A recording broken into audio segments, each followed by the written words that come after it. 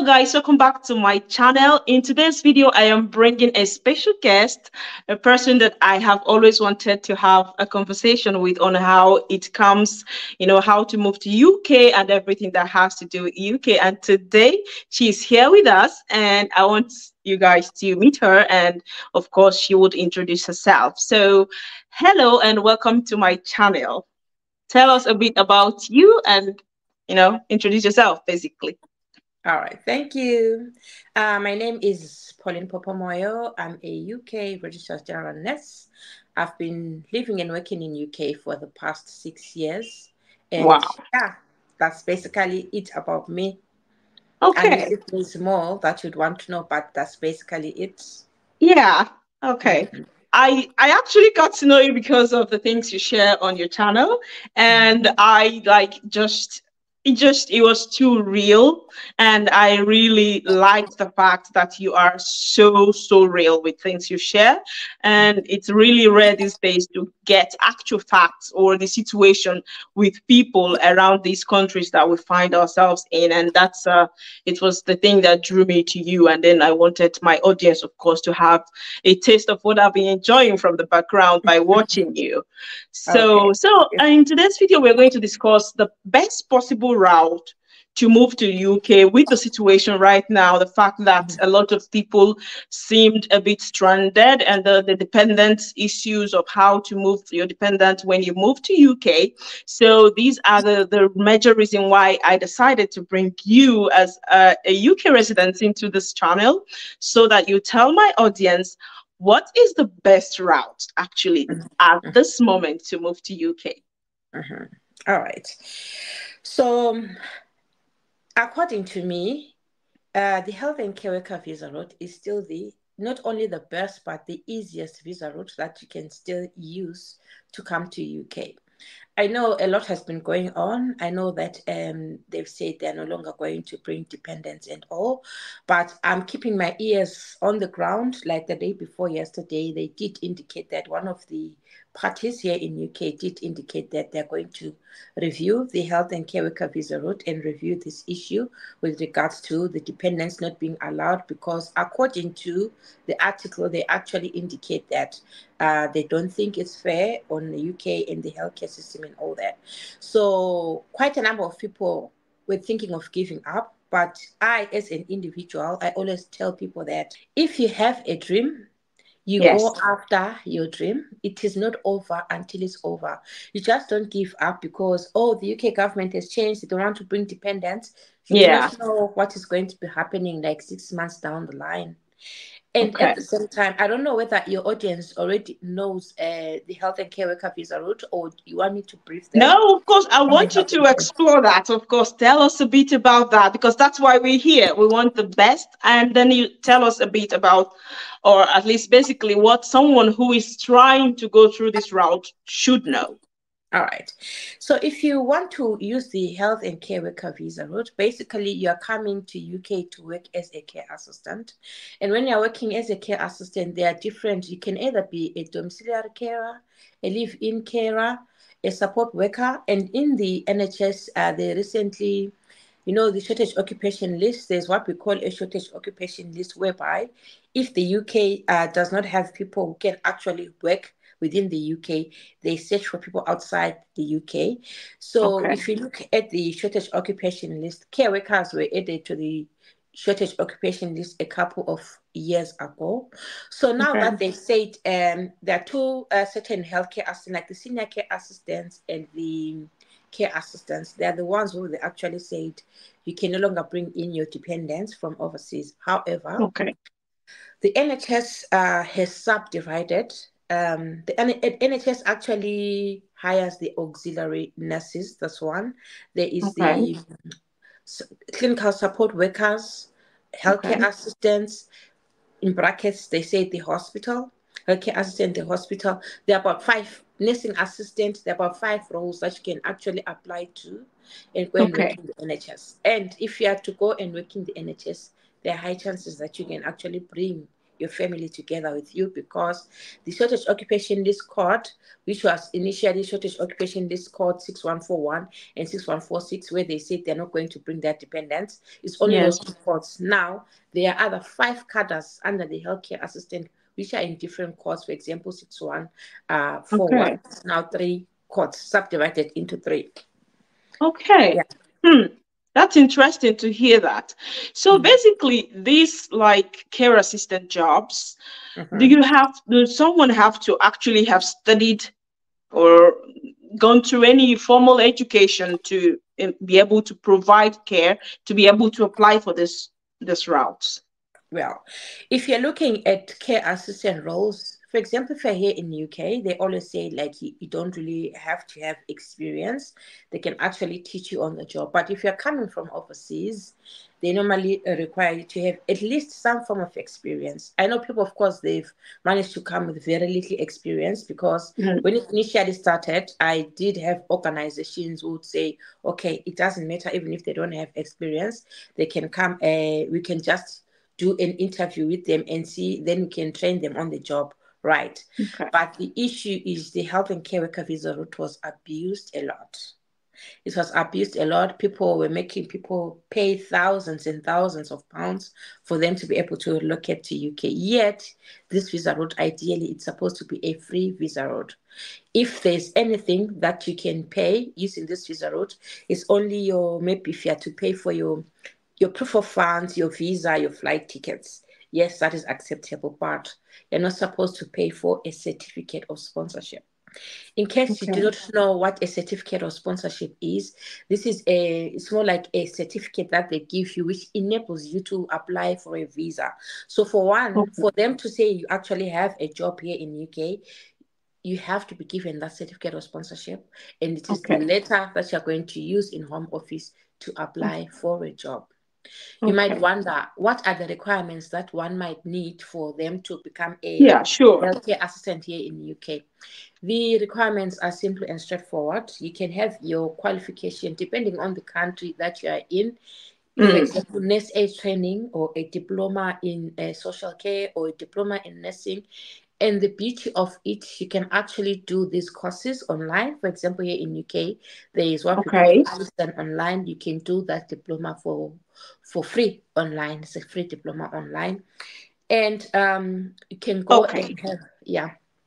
So So these free diplomas you're talking about, that it's online. Can mhm. someone do it away if the person is not a resident of UK? That's like international students.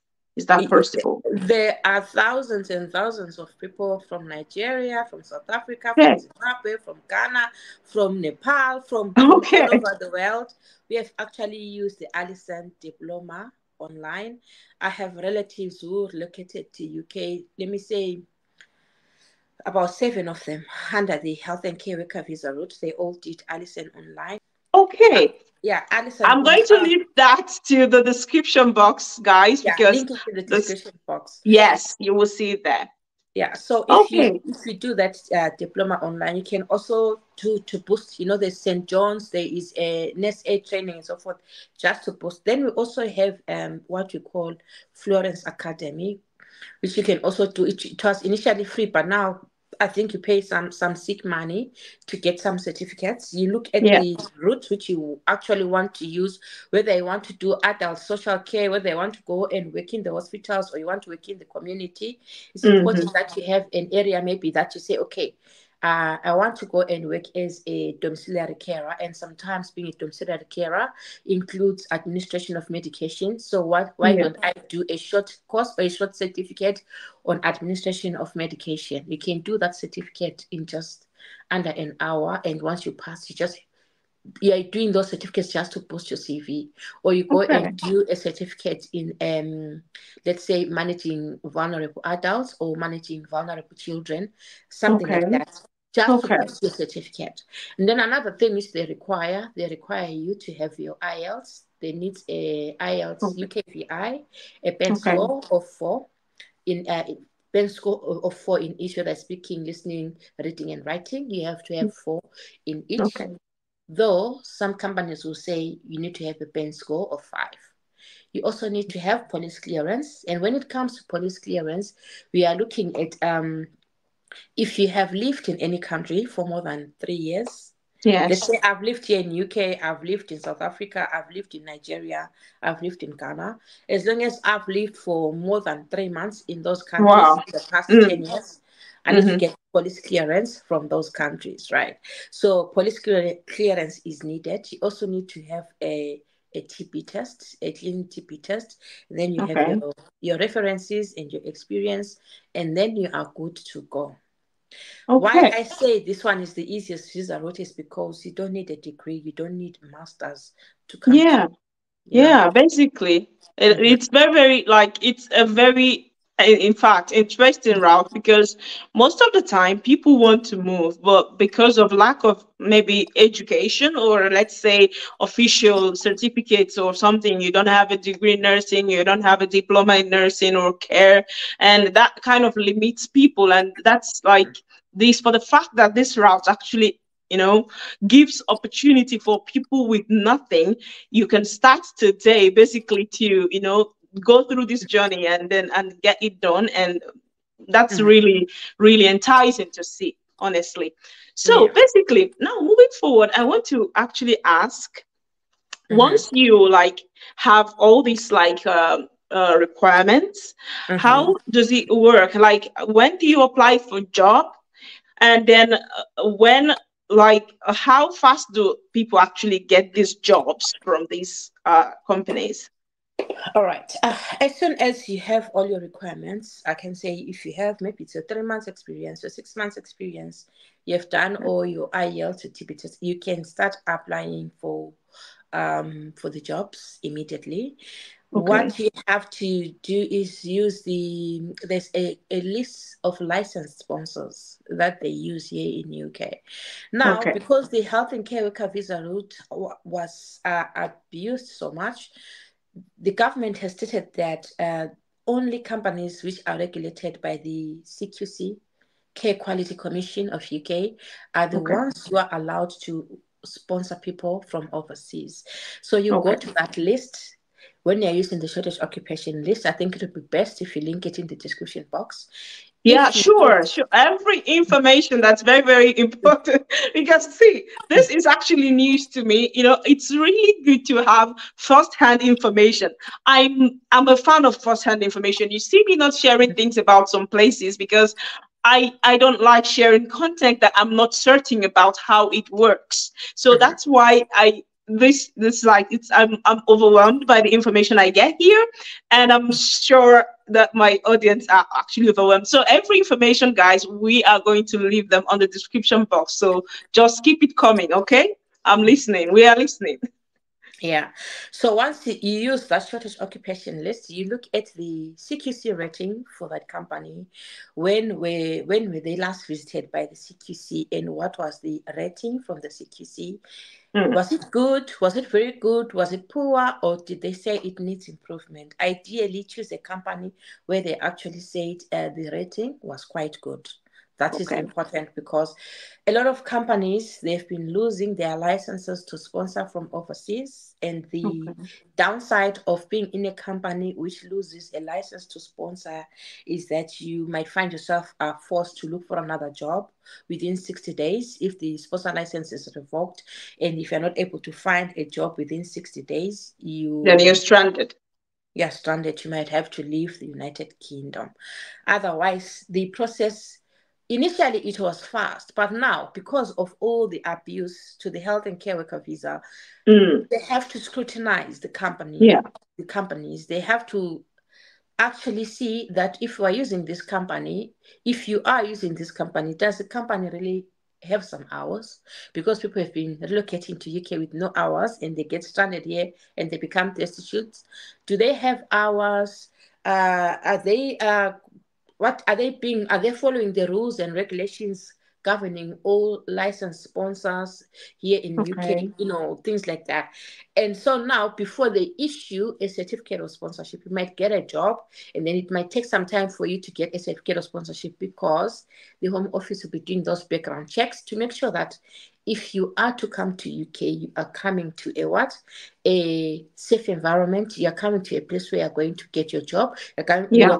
You're coming to a place where you're going to get all your hours. You work and Okay. get paid. Than for you to Hmm. come to UK and not get any hours. Follow Okay. proper channels. Don't try, Mm. actually do follow proper channels, because if you don't use proper channels, it always has a way of catching up with you.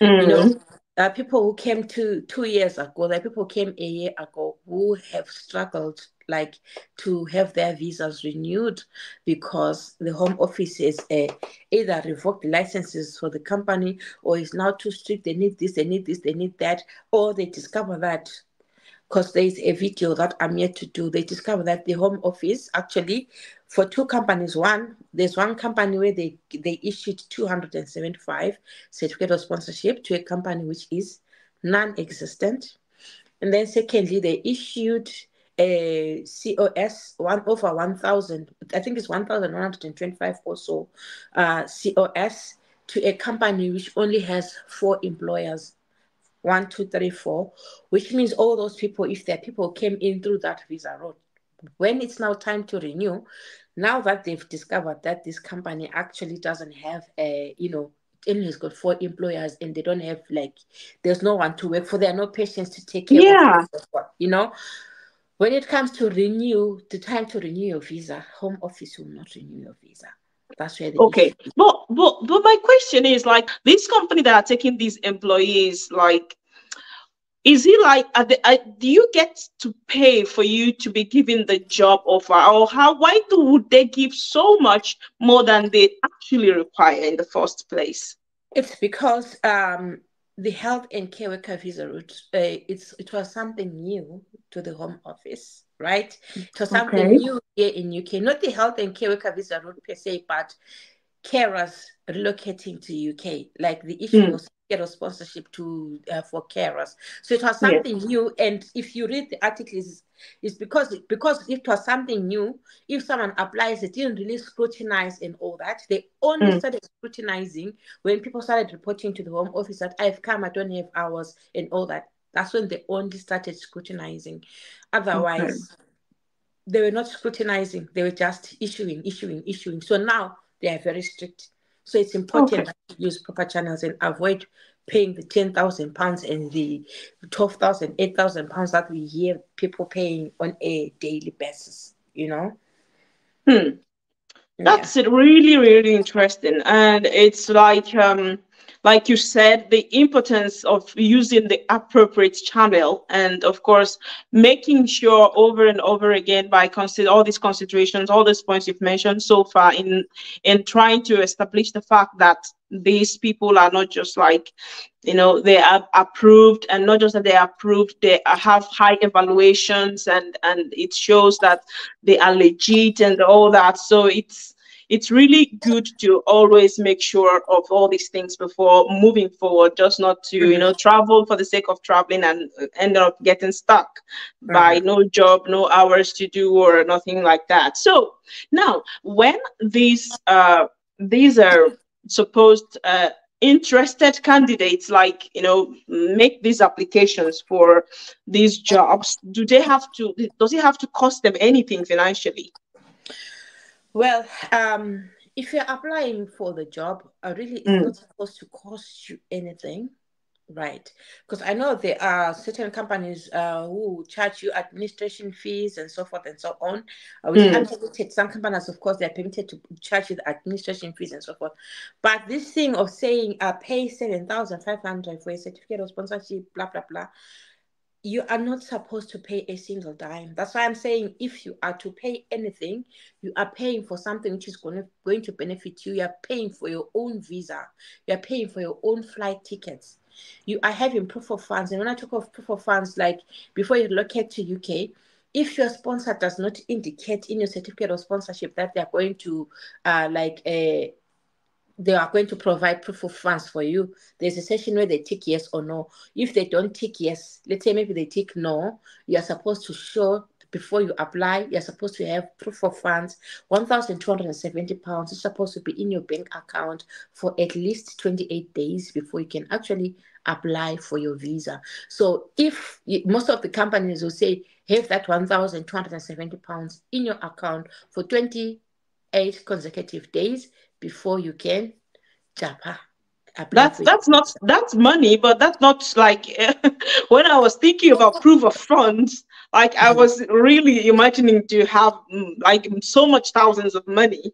Like Mm. £1,270 Yeah. is what's required, basically. Yeah. Yes. Hmm. Very interesting because I really was thinking you're probably going to have £10,000 in your account Yeah, and then before if you get. your visa basically, because this visa route you don't have to pay for a IHS, which is Immigration Health Surcharge. Your visa is Mm, around 270 something pounds. So you have mm, plus 1,270 plus 270 something pounds or so for your visa. That is what you're yeah. supposed to pay. Okay. Yeah. Okay. So, and I'm asking because, like, if I don't know, I would want also that my audience gets clarity in this regard. So, if you are applying for this job, so if you're supposed to pay, who are you paying this money? Like the money for your visa, the money for this money that's supposed to be in your account, and providing the sponsor. Is it through this company that you are applying directly to work for, or Mm. do you have to get, like, how does it actually work? Like at what point do you get done with the fact that okay, you have gotten a job place or a workplace, Mm. and then at what point does it move to get into apply for your visa, proof of fund, and stuffs like that? All right. So depending on the company, let's say I'm a company today, there are certain companies who will say, okay, we have interview one, we have interview two. Sometimes when they have interview one, they want to sieve the best candidates, right? Let's say maybe they take 20 of you and they Yeah. interview 20 of you. Out of the 20 of you, only 10 will move to the next stage, or only 5 will move to the next stage. So if you Okay. pass the first interview, they say come for the second interview. It doesn't mean Mm. that all companies do the same thing. Other companies, you can have just that one interview. After Okay. just that one interview, if you have passed that interview, they'll tell you, Mm. congratulations, you have passed your interview, and they can give you an offer letter. Once they give you an offer letter, it Yes. doesn't mean, I always emphasize to people that having an offer letter doesn't necessarily mean you now have a job. You only Okay. have a job if you have a certificate of sponsorship at hand, right? So if they've offered you a job, that company then applies to Home Office and said, "Oh, we now have an individual called Loveth. You submit all your documents and everything, so that Mhm. they issue them with a certificate of sponsorship." Once they Okay. issue the company with a certificate of sponsorship, the company then gives you the certificate of sponsorship. So the Okay. certificate of sponsorship is the one which is going to enable you to apply for a visa. And as you are applying for a visa, the certificate of sponsorship will have the maybe certificate of sponsorship number, the company number, and so forth and so on. Then you use that. You go online, government website, and then you apply for a skilled worker visa, or in this instance, it's a care worker visa. You apply for Okay. a care worker visa, you fill in all the details which are in your certificate of sponsorship. And if you have filled Okay. in your details, when you come to the session where is the company sponsoring you in terms of proof of funds, Mm. if you click no, that's when they generate a page where they will say, okay, go and pay, right? Okay. Okay. You pay for your visa, and then when you pay for your visa, when you go for your visa, what appointment and so forth, you add submit a bank statement, right? You have paid This for a is good. visa. After paying for a visa, you're going to go for a visa appointment. When you're going Okay. for a visa appointment, that's when you're going to be submitting all these documents which are required, including your bank statement which indicates that you have had £1,270 for 28 consecutive days in your account. Okay. Then once Home Office approves, you are good to Japan. Hey, sounds really smooth, honestly, because I like clarity. Like this is like I haven't. You are you. I'm just happy you're here. Honestly, I'm happy for Thank you you. that you're here in my audience, like with my me and my audience explaining these things because these details is something that we might be missing in these videos that people make, and for the fact that we have almost like a holistic process for anybody that is interested in this, like from you right now in this video, it's like it's mind-blowing. So I want to say also to you guys that everything we've discussed here, every stage of the way, where you're going to apply for your visa, everything, we're going to try as much as possible to leave them in the description box of this video, so kindly go check through when you're done watching this video.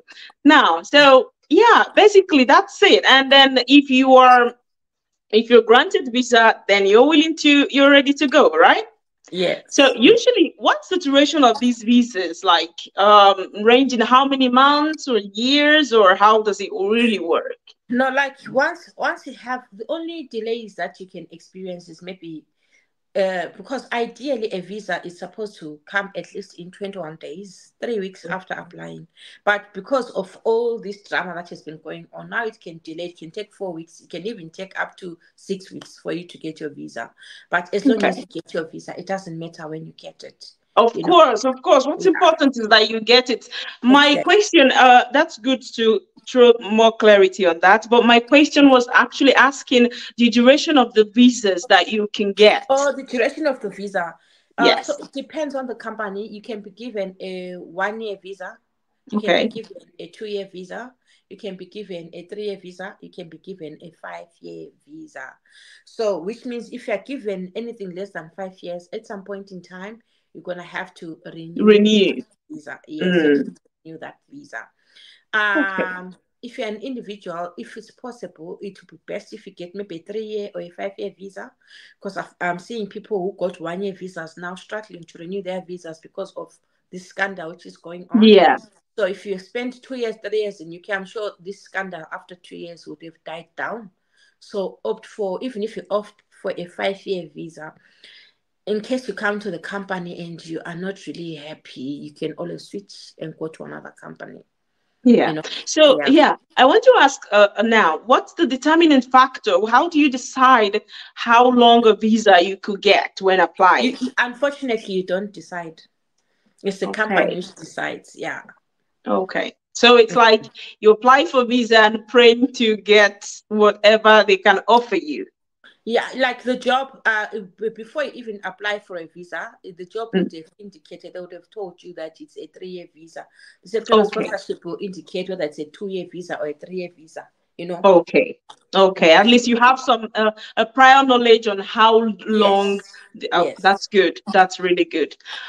I Mm. don't know. For me, I think this is as clear as it can get. And I don't know, you guys, if you have any question on moving to UK through this state route, because we are hearing from the horse's mouth, the person in the UK. So if you have any questions in this regard, please do not forget to leave your questions in the comment section. I'm going to leave Popo's a YouTube channel link on the video description, as well as on my channel in the comment section. I try to pin her everywhere so that if you have your questions, your concerns, your level of unclarity, or something that you're not certain about, she will be there to answer you. And I am delighted to have had you today on our channel. Thank you so much for joining our channel. And please, if you have a few more things to tell my audience, we would like to hear it.